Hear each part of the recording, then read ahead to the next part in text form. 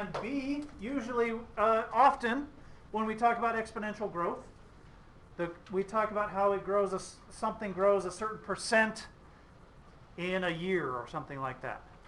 So we're going to say b is 1 plus the percent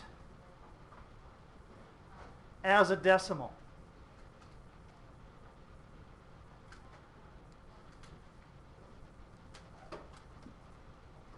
And anytime we have an exponential function where b, the base of our exponent, is bigger than 1, we have exponential growth. And we call b the growth factor. And the graph for an exponential growth function is always going to look like this. We call it exponential growth because it gets bigger.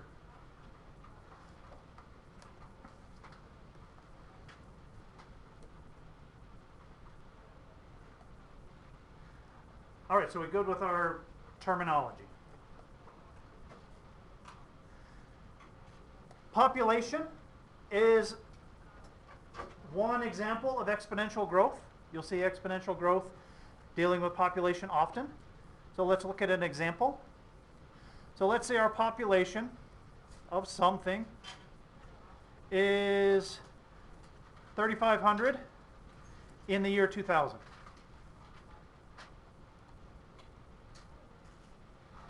And it grows at 3.5% annually. So 3.5% a year. We want to find the population in 2020.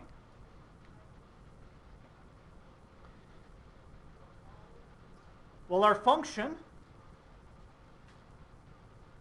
in this case is going to be the population y equals the initial population, so the population that we start with, so that's going to be 3,500,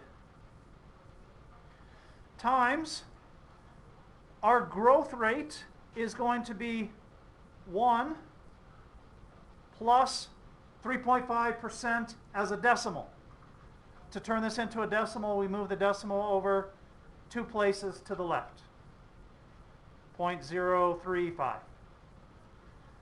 to the x power. Yes? Why do we want to turn it into a decimal? Well, 3.5% literally means per 100. It means 3.5 divided by 100. So when we divide by 100, we move the decimal place over.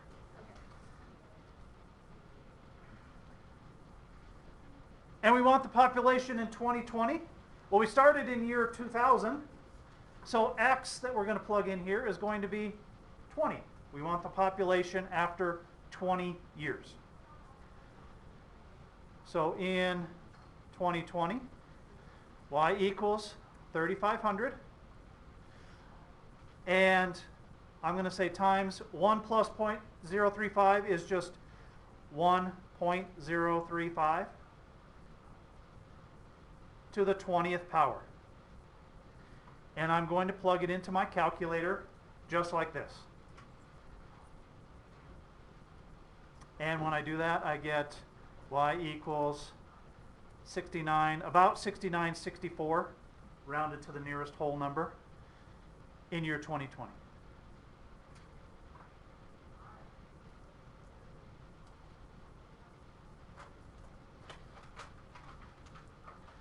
So the number out here is always our initial amount, the amount that we're starting with. For exponential growth, the number in here is 1 plus the percent as a decimal.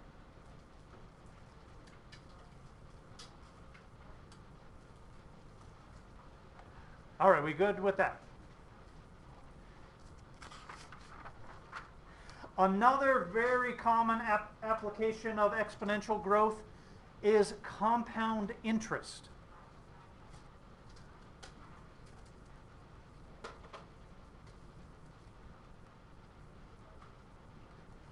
And compound interest is where you're investing some money and you earn interest on any interest you earn also. So you earn some interest and then the interest is compounded and you earn interest on your money plus whatever interest you've already earned. That's why it's called compound interest. So our compound interest formula, because compound interest has some more parts than population growth. I'm going to write the formula and then we'll talk about what each part means.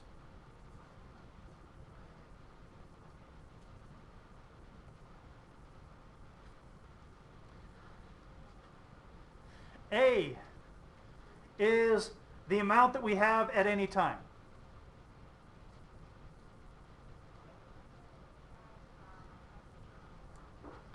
Usually we just think of it as the amount. P is called the principal.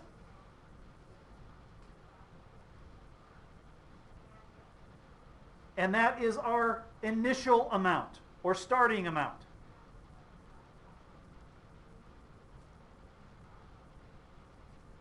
How much we put in our account right at the beginning. R is the annual interest rate.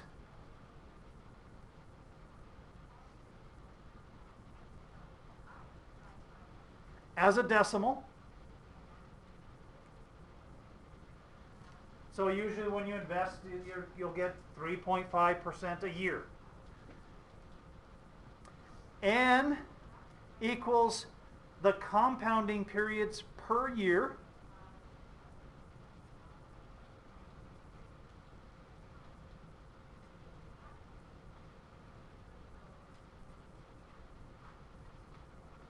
That means how many times is our interest paid every year?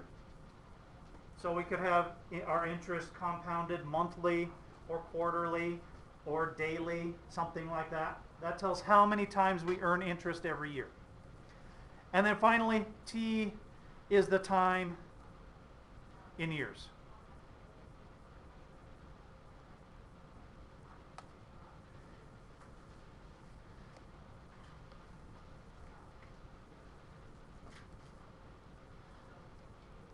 So, because T is the exponent, this is going to be an exponential function.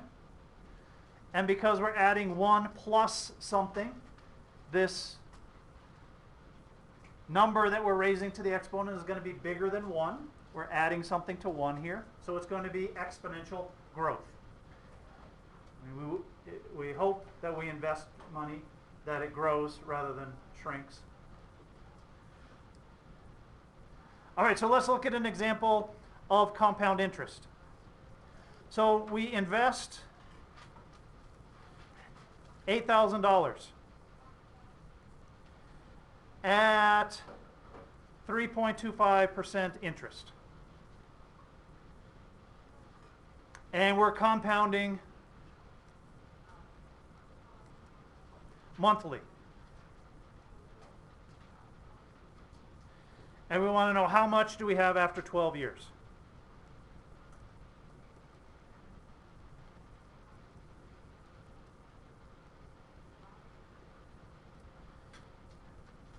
So the amount that we're going to have is our principal, 8,000, times 1 plus the interest rate as a decimal. We need to move the decimal point over 2 places, 0.0325, divided by how many times a year we're compounding. Well, we're compounding monthly. So that means we compound 12 times a year. And we're raising that to the n. So that's 12. Times the number of years. 12.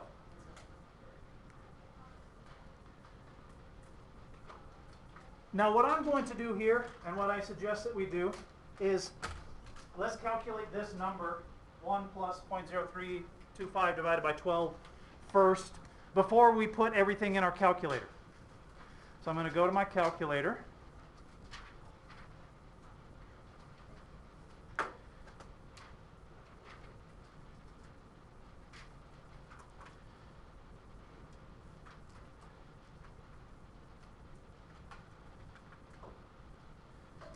So I'm going to do 1 plus 0.0325 divided by 12. And I get 1.0027. About 1.0027, I'll say 1.00271. I'll round up to 1 here. So this is going to be 8,000 times 1.00271 raised to the 12 times 12 is 144. So now I'm going to plug this in my calculator. So let's do that. 8,000 times, in parentheses, 1.00271. And we're going to raise that to the 144th power. And I get $11,812.44.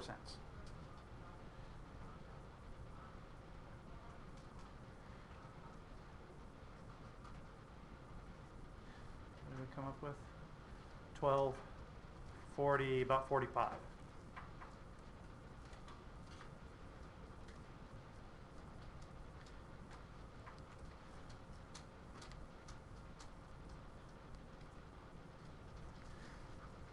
So after 12 years, we have almost $13,000 in our account if we get 3.25% compounded monthly.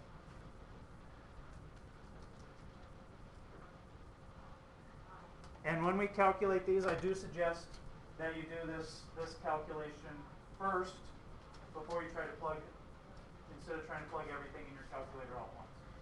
Yes? Can you drop A down to be Yeah, A, yes. So I could put A and A. Our amount, the amount that we have, is $11,812.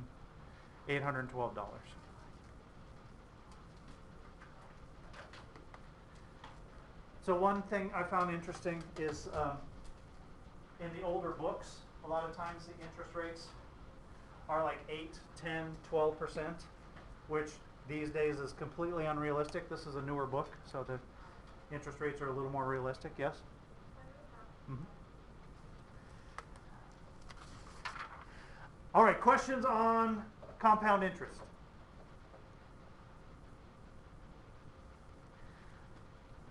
Okay, the last thing for today is exponential decay, the opposite of exponential growth.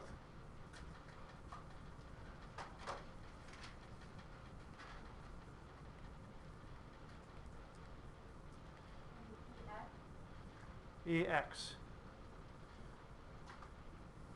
Exponential decay. It's still an exponential function. It still looks exactly the same. Y equals A times B to the X. A is still bigger than 1. But this time, 0 is less than B less than 1. So B is a fraction or decimal between 0 and 1.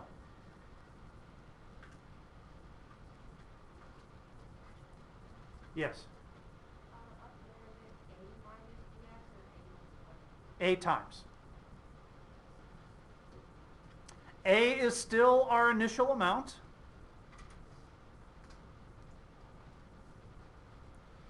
That's when x equals 0.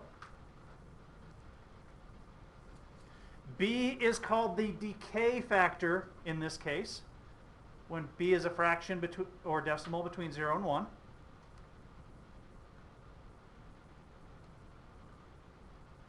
And x is still the exponent.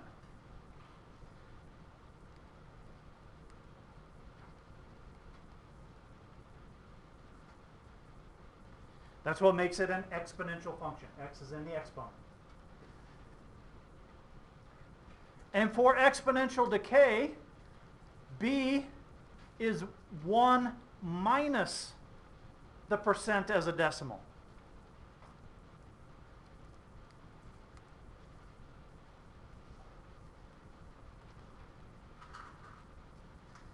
So for exponential decay, usually they say, oh, this thing decreases by 7% a year or something like that. Couple of examples of exponential decay. We saw one the other day, depreciation, when things are losing value. That's exponential decay. Radioactivity is exponential decay. If population is decreasing for whatever reason, I think that's what our example is. Population decreasing, that's usually exponential decay.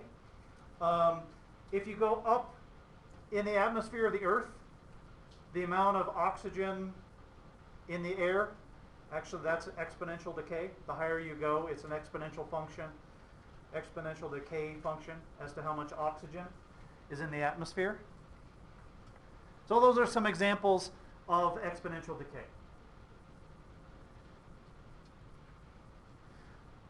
Everything is the same in our equation.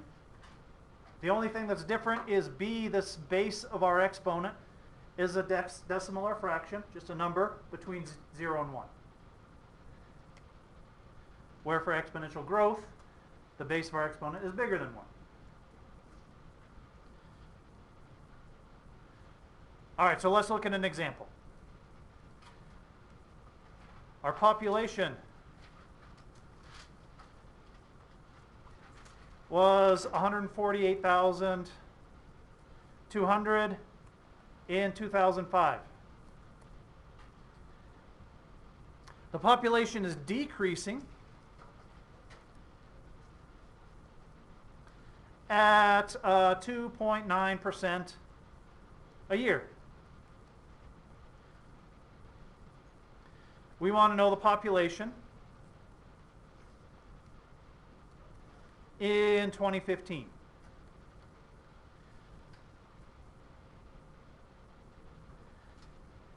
And population can decrease for lots of reasons. Some people start leaving certain areas because it's hard to find a job. And then the less people that are there, then the less people that are getting married and less people are having kids. So the population keeps going down.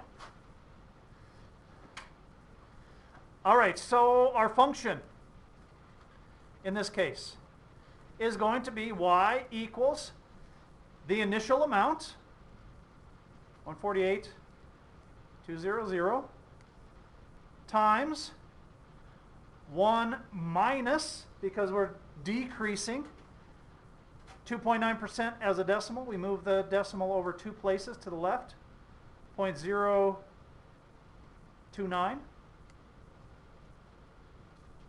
to the x power.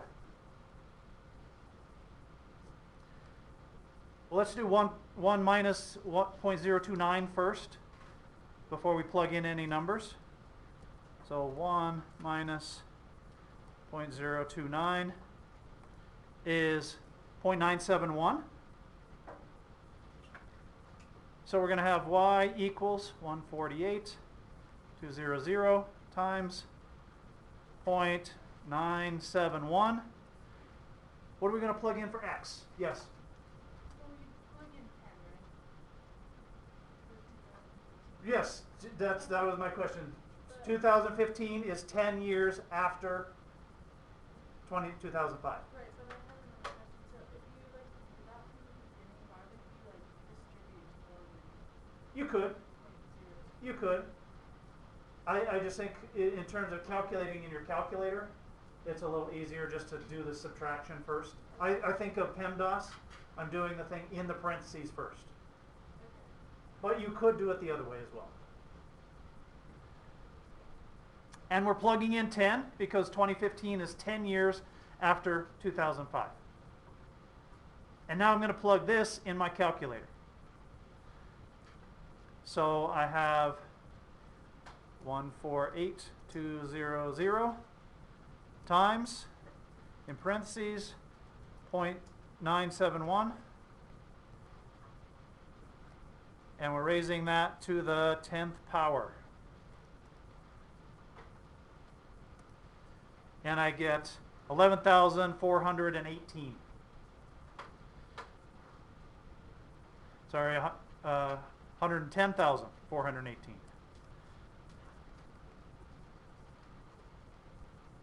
Rounded to the nearest whole person. And a couple of ways to check your work. When you do this subtraction, this number should be between 0 and 1. 0.971 is between 0 and 1. And the answer you get should be less than your original amount. So if this were bigger than 148,200, that tells us we might have done something wrong.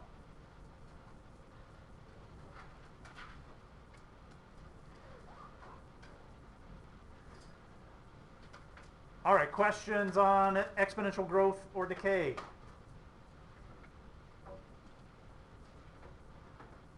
Okay. Our homework. This is section 7.7.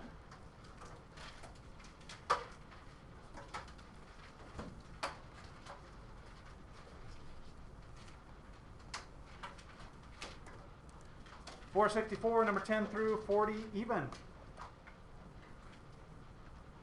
So we'll answer questions on homework if we have any.